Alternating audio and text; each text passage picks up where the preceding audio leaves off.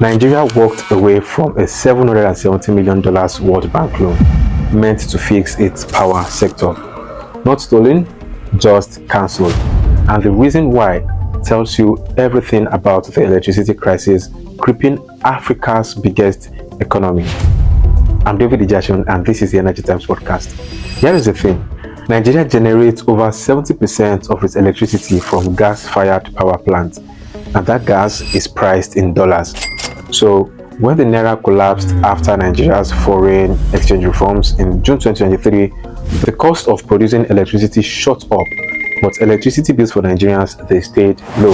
That gap between what electricity costs and what Nigerians pay, that is called a tariff shortfall. In 2022, that shortfall was 140 billion naira, and 4 years later, by 2024, it had exploded to 1.9 trillion naira. That is the government quietly subsidizing your light bill, whether the lights come on or not.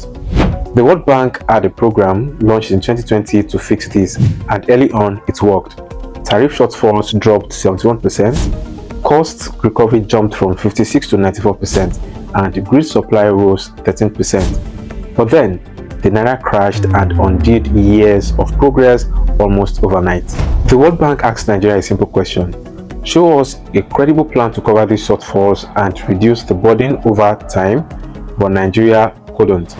So on March 26, 2026, the federal government formally requested the cancellation of $770 million in undisbursed funds. This wasn't the World Bank pulling the plug. Nigeria walked away because the conditions were no longer achievable. Nigeria is not alone. Across Africa, countries have been using foreign loans to keep their power sectors alive. Kenya borrowed from the World Bank and China to expand its geothermal and wind capacity.